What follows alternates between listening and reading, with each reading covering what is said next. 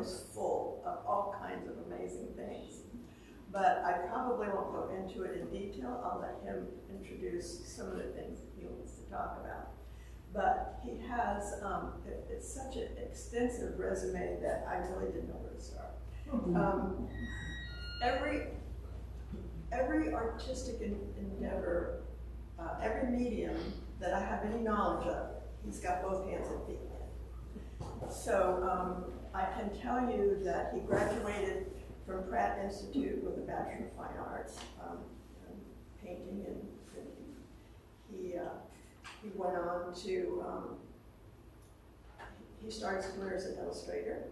He went on to film and video, and he now is an instructor at the Vero Beach Museum.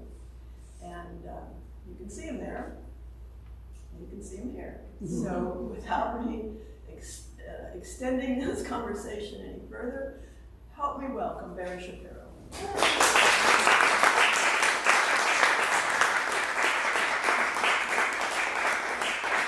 Thank you. This is the book I brought, not my resume. Thanks very much. It's really a great pleasure to be here with you all, and I appreciate your coming. So let me bore you for the next half hour or so. And I am going to read this thing, and I hope I do this thing right. We'll see. Anyhow, so we're here to talk about abstract art. What is it, and how do I make it? Those are probably let's see if it works. Those are probably the two questions I'm asked most when people look at my paintings or take my classes.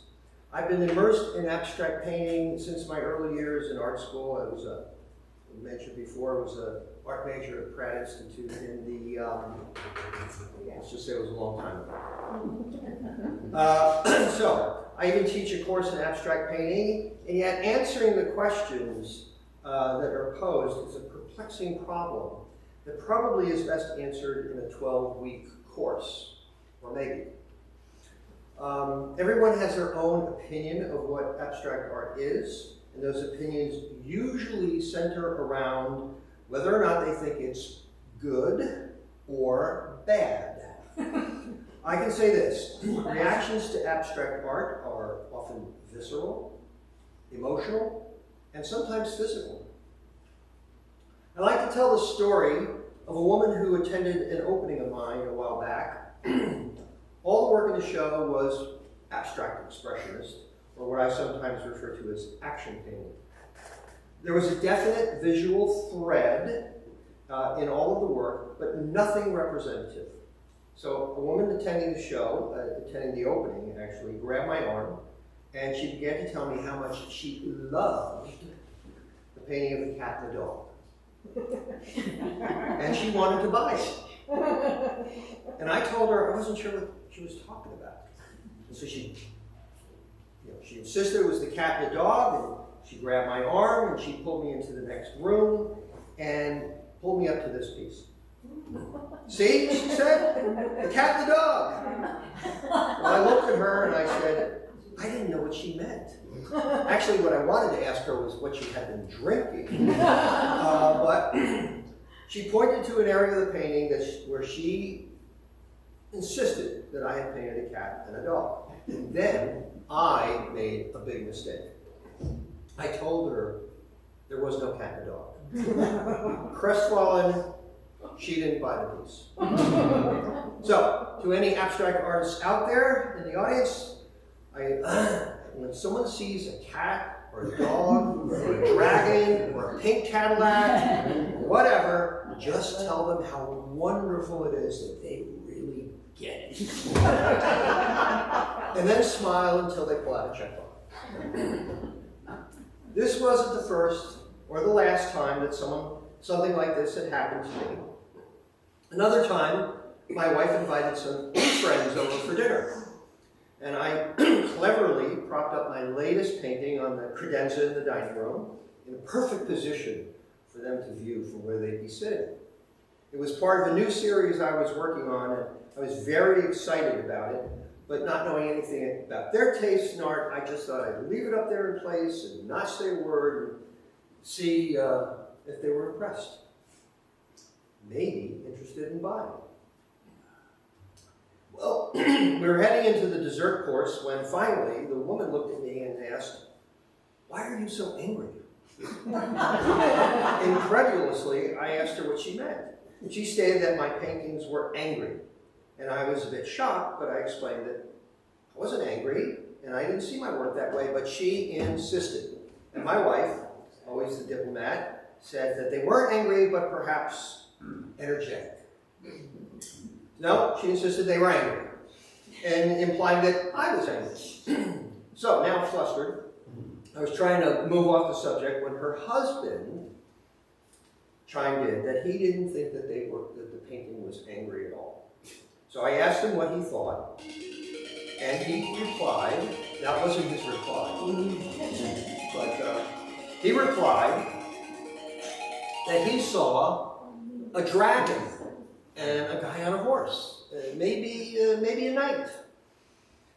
So anyhow, I just didn't know how to respond. By the way, the painting, which is the one you're looking at here, is titled "Live, Life, Love."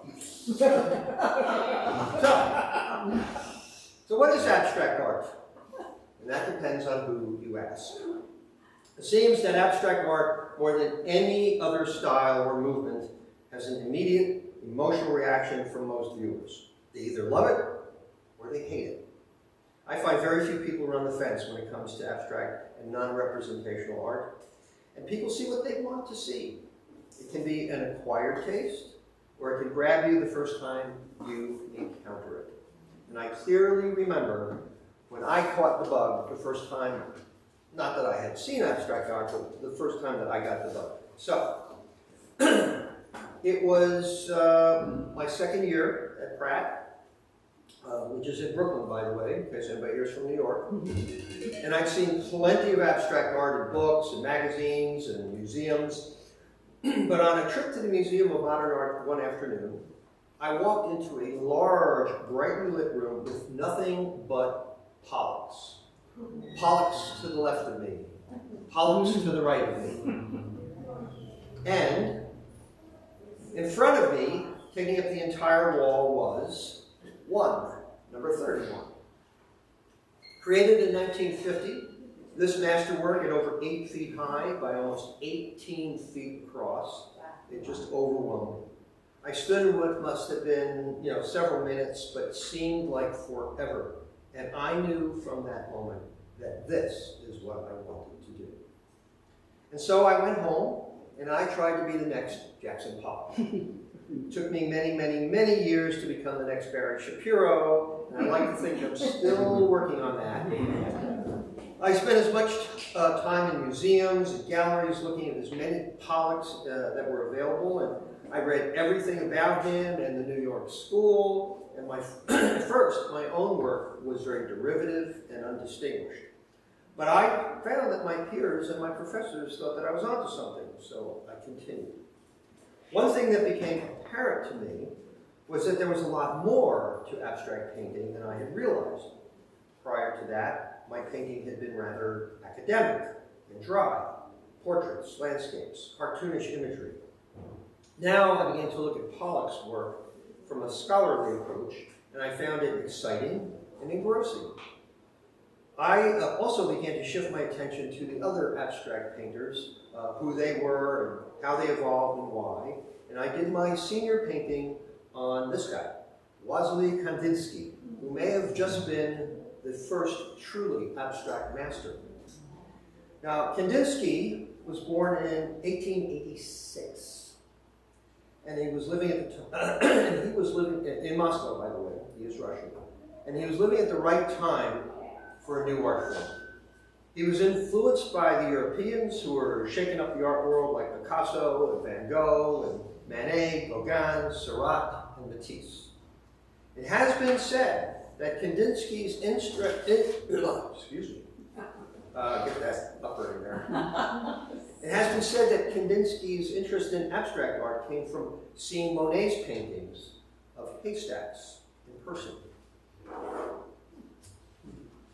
I also read, recently in fact, that his interest also really began because he saw his own paintings hung upside down. And not recognizing it at first, he was fascinated by what he saw.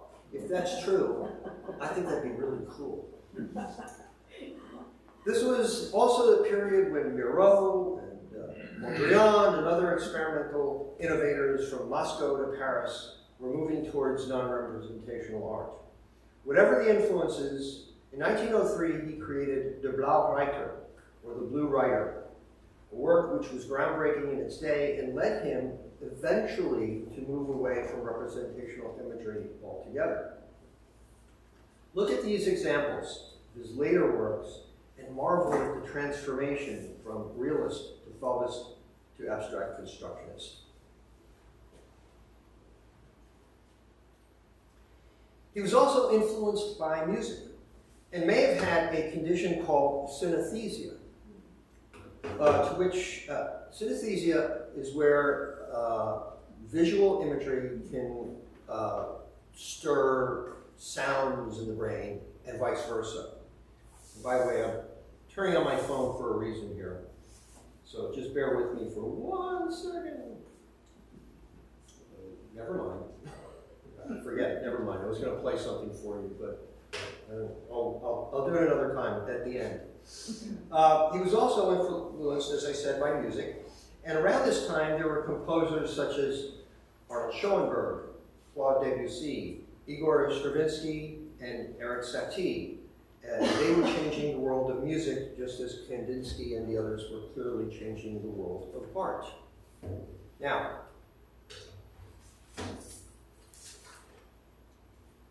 it says here, play music later. That connection between music and art is strong in most artists that I've read of or spoken with. Indeed, in my studio, music is playing whenever I'm thinking. Sometimes the visual ideas I'm working with determine the music I play. At other times, especially when I'm in a contemplative mood, the music inspires what appears on the canvas. Indeed, I too was attracted to the music of these 4 great composers from the first time I heard them. Back in college, I would always fall asleep to Debussy's La Mer. Familiar with La Mer? It's a great piece.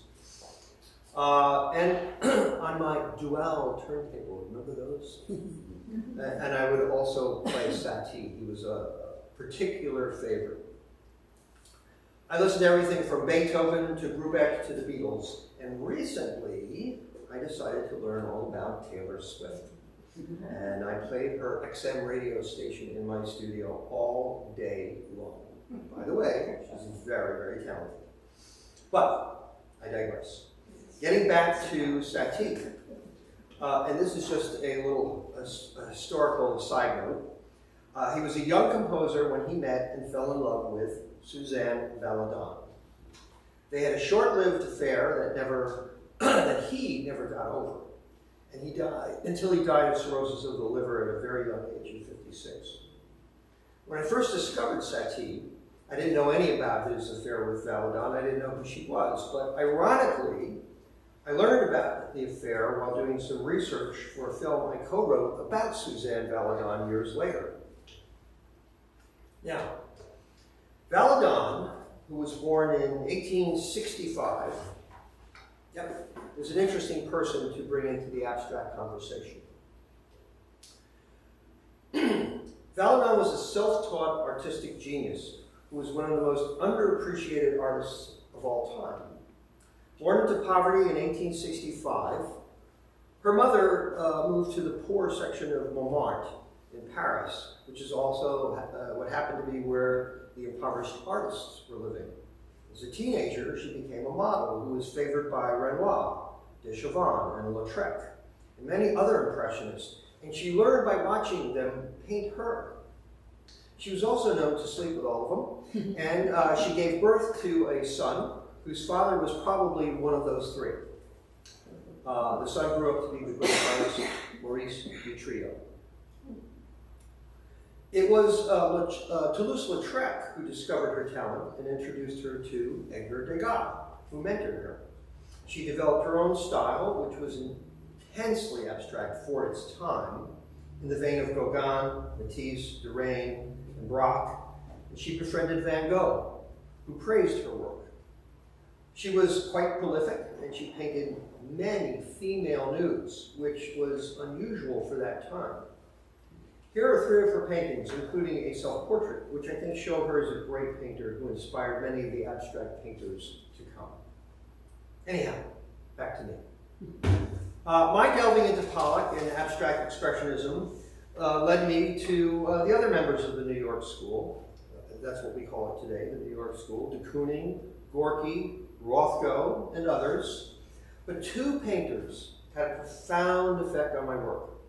If Pollack was the catalyst, Franz Klein and Helen Frankenthaler were the guiding lights.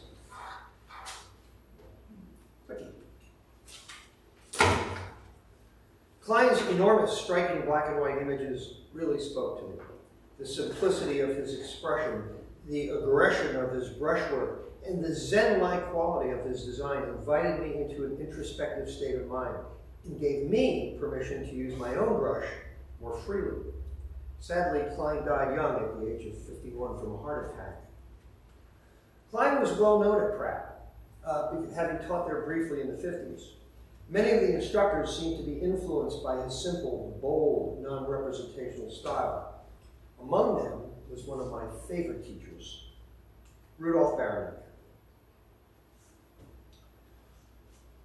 As a young student in Europe, Baranek studied with Ferdinand Léger, but he eschewed Léger's use of bold colors and worked predominantly in black and white, as Klein had for much of his career. He was a very forceful and intellectual teacher. To Baranek at the time, form was everything, and color only got in the way.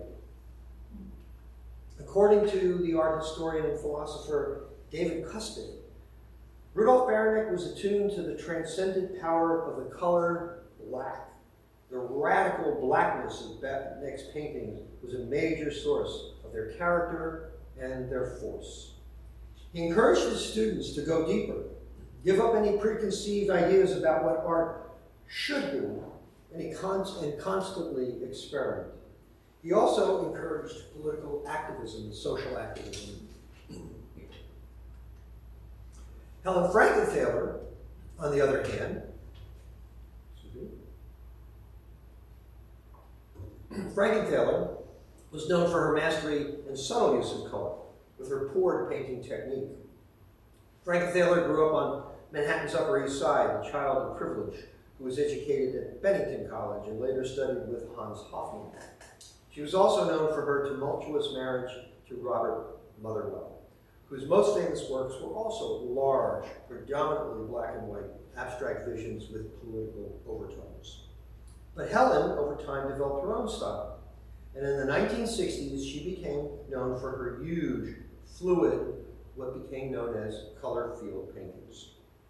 She and others she inspired worked in matched hues in wide areas that would remove any semblance of representation whatsoever. So, between the two, I was immersed in both the simplicity and the power of what they were creating.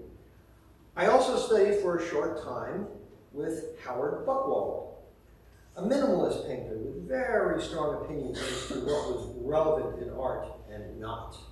To Howard, any art that was representational simply had no relevance. Period. End of story.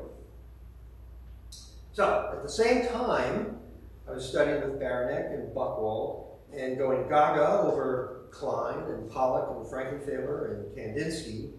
I was also learning what was to be then a rather unfashionable art of wood engraving from James Grashow. Hi, come on in. Grashow was a sculptor, printmaker, an illustrator whose quirky and cartoonish works were extremely popular at that time.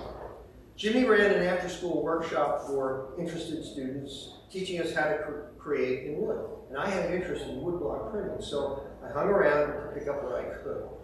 Oddly enough, my woodblock prints were not abstract. They were very representational, and they harkened back to my early high school and college work, which drove my painting instructors, particularly Baranek and Buchwald, crazy. I found myself torn between Grashow's lighthearted representationalism and Baranek's bold abstract visions, and I decided that I could have it in both worlds. It served me well years later, as I was able to use my printmaking skills to earn a living as an illustrator of books and magazines and publications like the New York Times. So there I was doing tight representational woodcuts and also large paintings like this. I was going through what could be termed artistic schizophrenia. And to this day, I feel like the push and the pull of paint, image, and texture is grappling with the ideas of concept, design, and storytelling. Klein's boldness made me want to throw paint, as you can see in this painting. This was from 1973. I called it Worlds Collide, and it was 6 feet wide and 8 feet high. This side of my split personality encouraged me to tap into my inner feelings and my raw emotions. As I was in my early 20s, this was a great way to get my aggression out, and it was a lot cheaper than therapy. I love the scale and the dynamicism of their work. The fluidity, the randomness of it all gave me license to go with the flow. Yet at the same time, I could see their exquisite control. They so clearly had a mastery over the paint, the color, and the canvas that I also wanted to emulate. So my earliest abstract work became a combination of aggression, color explosion, and also a developing sense of control. This was a control I admittedly did not exhibit in any other part of my life in those days, and so it was almost a Zen-like lesson in personal growth, a journey of the spirit. In fact, it was during this journey into the abstract mind of Klein and Frankenthaler and the abstract artists I met at the time, and at this time, I discovered the lectures of Alan Watts. And through Watts, I began to develop an interest in Zen Buddhism. This led to an interest in Japanese art and culture, and that went hand in hand with my interest in woodblock printing. It all seemed to make sense to me at the time. My studio was an old carriage house in Fort Greene, and I would blast Chopin and Mozart one day, and the Rolling Stones and Pink Floyd on the next. And around this time, I was turned on by a friend to jazz. So back in my bedroom, I played Miles Davis and the Mahavishnu Orchestra while reading Hermann Hesse, very 70s hippie stuff. Another friend turned me on to his favorite blues artists, and so I also started to listen to Billie Holiday, and Sonny Terry and Brownie McGhee, and Sonny Boy Williamson. I may have had no real musical ear or knowledge, but I listened to everything. Which, again, I enjoyed listening to everything, and it kind of spun around in my head, and it came out onto the canvas like this. So, this is 8 feet by 16 feet long. So these were my heroes, my inspirations, and my guides early on in my career. In time, my abstract work began to develop into a certain theme. I don't really know how it began, but I think it has something to do with living in Brooklyn amidst those 17-story apartment buildings and the factories and Brooklyn Navy Yard. Whatever the original inspiration, at some point I became fascinated by windows. And I began dividing my canvases into square or rectangular sections. Each section was a painting inside of a painting, and I even used clear gels to create the illusion that you were looking through a window and into another place, another world, another work of art. Sadly, I no longer have any of these paintings from that period. I would give them away to friends, and in a couple of cases to my old girlfriend's family, and I lost track of all of them. Except for one. the one I gave to her parents. The parents are gone, but I understand that the painting, the previously seen Worlds Collide, still lives in the same house, now inhabited by her sister. So I created a family heirloom. Anyway, that obsession with windows that take the viewer into other depths is still with me. Some time ago, I was commissioned to create 9 paintings for an office building. There were no restrictions on what I painted except for the use of certain color combinations that would go with the interior design.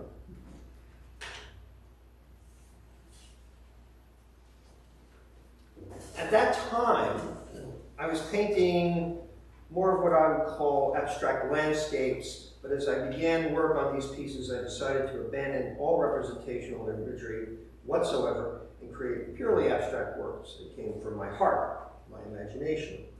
The series was a big success for both the client and myself, as I felt I had come full circle and was returning to that excitement I felt when I first walked into that room in Wilmot those many years before. The windows I worked into these designs were subtle, but as I continued to work on this theme, the squares became more prominent. As I envisioned them, each shape represented a window into my unconscious, and hopefully the viewer would have a similar experience. I wanted to create paintings on a large scale that would inspire mindfulness and inner contemplation. It was around this time that a chance glance out of my car door window put everything I was trying to achieve into perspective. While driving south on I-95, I happened to look over into a cluster of buildings, one of which was a temple, and the sign in bold red letters said only, Neshama. Though I was kind of familiar with the word, I was uncertain of its meaning. When I looked up, I knew instinctively, when I looked up the word, I knew instinctively that this was the basic premise of what I was trying to accomplish. Neshama is Hebrew for the spirit. My windows were there to draw the viewer into their own inner spirit, to discover their own spiritual nature. I know it sounds pretty esoteric or airy-fairy, but I believe that art can do that. Art can be that thing that allows people to step away from their stuff and dig deeper into their true self. Maybe it's a lingering effect from all that stuff in the 70s, but I still believe that art inspires, elevates, expands, and nurtures us. So clearly you all do, as evidenced by your being here today. So, here I am today, exploring the same themes in different ways. Not all of my paintings look similar. I know many artists that will produce basically the same painting over and over again for decades. And I may change the look of from one painting to the next if the inspiration takes me there. To paraphrase my friend, the musician and composer Terry Roach, I seem to be constitutionally incapable of doing the same thing for too long, or to follow a trend, or any trend. Usually I work out a visual theme and I develop it through drawings and small canvases, and then I carry that through to large canvases like the one in this room, which is called Entropy Explained. This painting is typical of how I work. It was a beautiful day and I was sitting in the mountains of northern Georgia several summers back. It was a gorgeous day, as I said, and I was sitting there by a river in the forest listening to a podcast by an astrophysicist. Almost all of his talk was flying over my head, but there was something about his discussion of the beginnings of the universe that grabbed me, so I stuck with it. About 20 minutes in, we began to discuss entropy as it applied to the theory of the universe. Now, if there are any scientists in the room, I apologize in advance for getting all of this information incorrect. What I heard on the podcast was that the law of entropy states that when left alone in natural states, eventually everything goes into disorder. It was as if he had just explained my life in a sentence. Disorder, randomness, abstract art. In that moment, everything I was doing in the studio made sense. Well, actually, it made no sense, and that was perfect. From that point on, I gave up worrying about meaning, logic, emotions, spirituality, chemistry, art history, whatever. And I just started producing paintings at a much faster rate than I'd ever done before. Less thinking, more splashing. Less concern about the final product, and more process. And be in the moment, and let the moment and the spirit flow. And that's where I am today. Now, that doesn't mean I've abandoned all structure or research or meditation or spirituality, nor have I abandoned realism altogether. Sometimes it's fun just to bring some bit of reality, just because. And because it drives abstract art critics bonkers, which is another good reason to do it. We're moving along.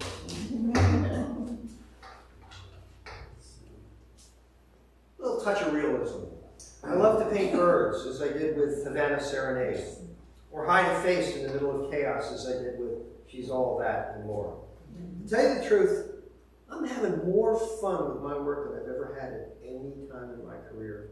And having fun, I finally figured out, is a beautiful thing. As a young painter, I was so serious I often walked around with a scowl. People thought I was angry or taciturn. I wasn't. I was just always trying to think about my paintings and figure out what I was trying to do and how the hell to make it work and how to make some money out of it. Yeah, that was me. Today, my mantra is a quote from one of my great mentors, the brilliant aforementioned artist James Grashow, who said, and I quote, "The engine of art, the driving force, is play." I try to see as many young artists as I can today. There are so many wonderful abstract painters doing stellar work all over the globe.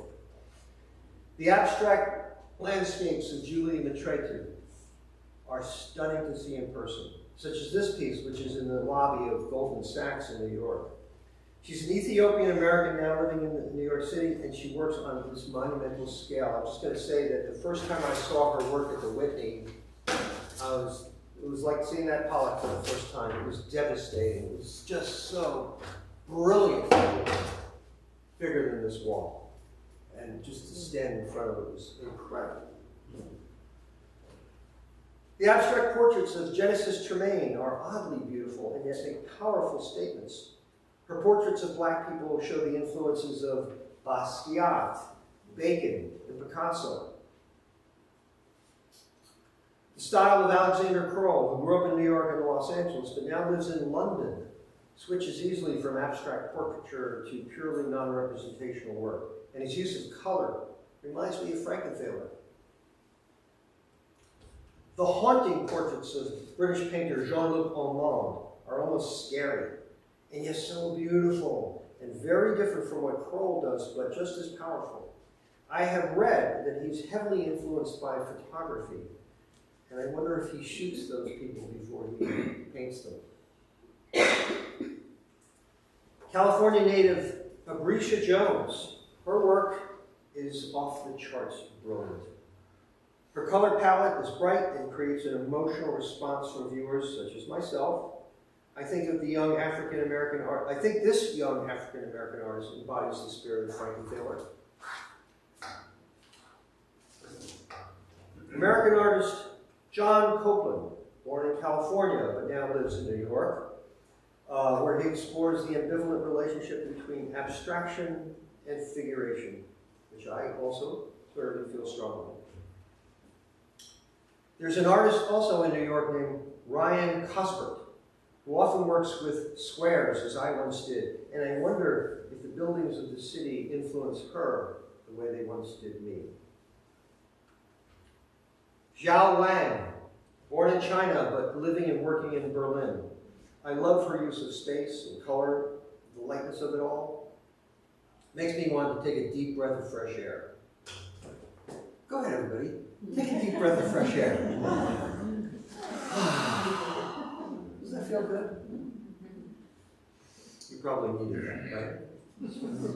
And I could go on and on and on, but just look around you now at the brilliant artists represented in this room. My friend and contemporary artist Leslie Stokes has 4 paintings in this exhibit, and in my opinion, she's one of the finest abstract artists I've come across since moving to Florida. So if you're still sitting here, I don't think anybody left. No, okay.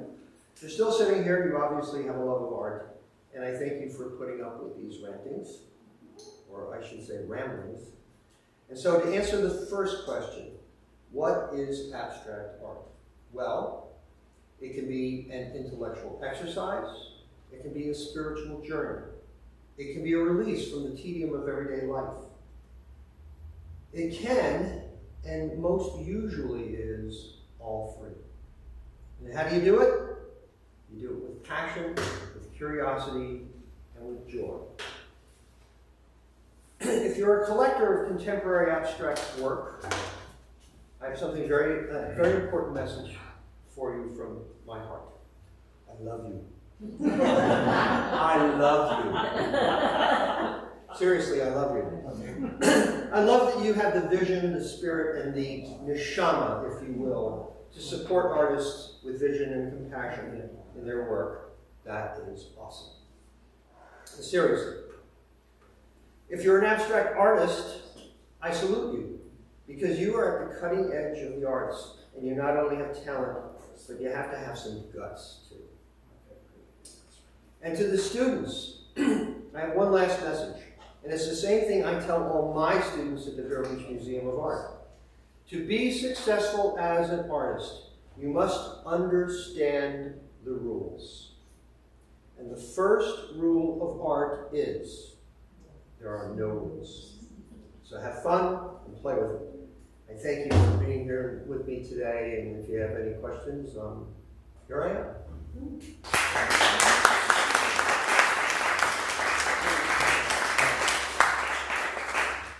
Just remember, there are no rules.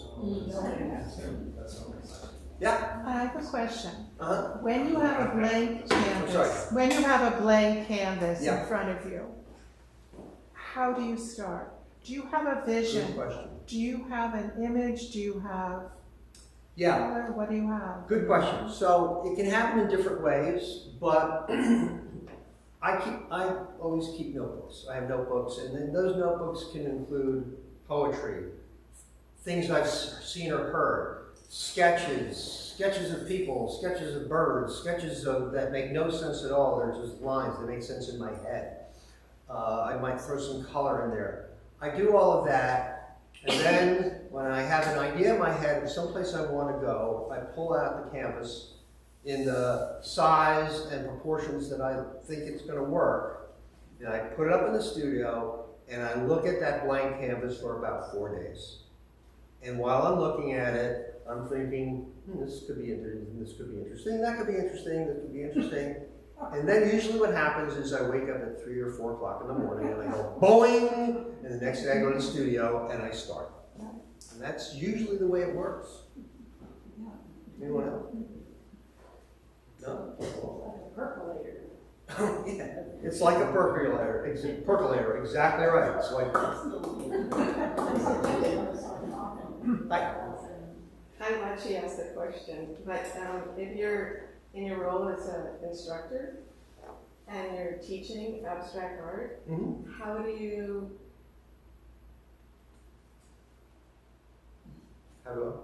direct, when you indirect, how would you instruct the students? That's not it. It's a good question. So what I do in my class, first of all, I do a little bit of something like this where I present to them a little bit of history. Actually, when I talk about the abstract artists, I really start going back to before the Impressionists, Courbet, Corot, people like that, because they started to change the way painting was done and the way it looked. And they were the first people to paint outdoors, so it was a very different process for them. By the time the Impressionists came around and they were looking at light and color, and that really, now, the truth of the matter is, all painting is abstract. All painting is abstract. What, if you're not a photographer, unless you're a photorealist, that's a different story. But if you're just a painter, all painting is abstract, because once you start interpreting on the canvas, it's not real life. Now, there's a great painting. It's actually one of my favorite paintings in the whole wide world. It's Joan of Arc here in, I guess it's St. Gabriel. It's in the Museum of... Metropolitan. It's in the Metropolitan Museum of Art, New York, and it's incredible. It's incredible. It's Since amazing. I was a child, I loved that. I cannot go to New York and not go see that painting. Yes, yes, But now it's a huge painting. It's gigantic. yes. But if you walk up to the painting, and you're about this far away from it, It's nothing.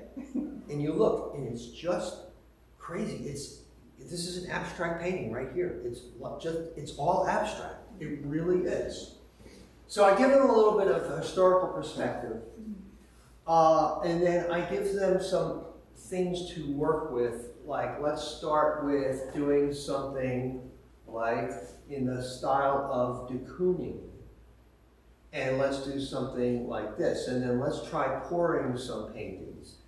And then by the third class, they're kind of doing their own thing because they're into it. And, you know, I stress this in all my classes, but particularly in that, there are no rules. You can take this wherever you want to go. You want to take a donut and stick it on your painting, stick it on your painting. You want to, you know, add a collage element. Look at what Picasso did, you know, and Braque by bringing, you know, pages from Le Monde and actually adding them to the painting. Sometimes painting them, sometimes sticking them on there. So that's my approach, more or less. Come on, take the class. Yeah, I might see you there. Cool. Anyone else? Do you miss New York City and the paintings and all the museums? You know, it's so interesting. How long have we been here? 16 years? There are things about New York I miss every day. Every single day. Pizza, bagels, galleries, museums, and I miss the intensity of it. I miss that. I hate living in suburbia. For me, it's got to be a big. I love cities. When I travel, I love to go to cities: Paris, London, San Francisco, Tokyo. I love cities, and I love being way out in the country. You know, like in Georgia or up in the mountains or anywhere. I hate being in that middle thing. That middle thing drives me a little crazy. And here in Florida, for the most part, we live in the middle, so I'm mostly crazy all the time. But, you know, I think if you're a young person, particularly in any form of the arts, go to New York. Go to New York. At this point, I've done it, and I don't miss the stuff that you forget about, you know? Yes. That when you're living there, it's like, oh man, I gotta get a taxi, I can't get a taxi, I'm standing here right now. You know, all that craziness. I don't miss that at all. But bagels and pizza and Chinese food.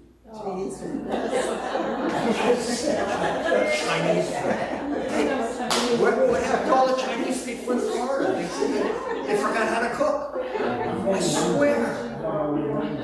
Where are the good Chinese restaurants? What? Where are the good Chinese restaurants? In New York? There's one down in Fort Lauderdale, but it's not. Oh, well, yeah. It's a long drive from Vero Beach to Fort Lauderdale. Just to get some dumplings. I live in Fort Lauderdale.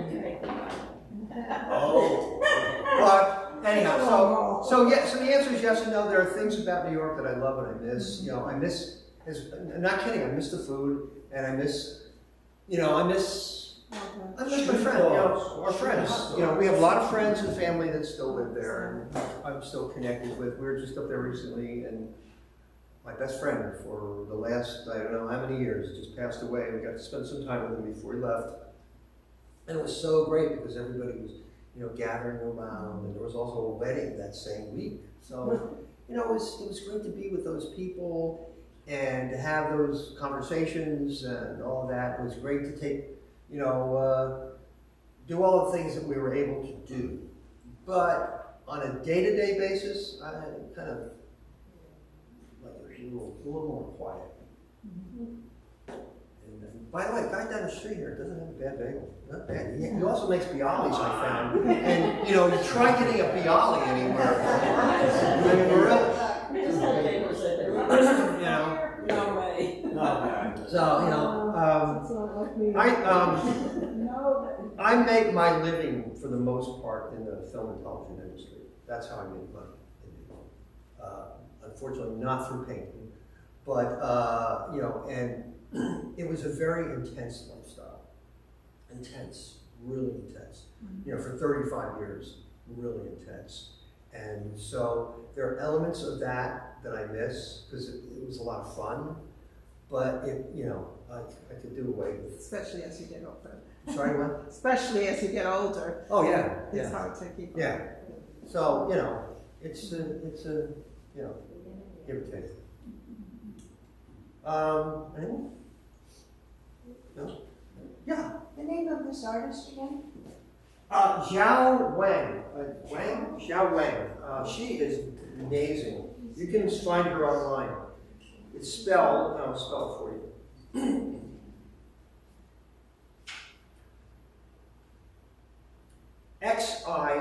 X-I-Y-A-O. Wang. X-I-Y-A-O. Wang. I love what she does.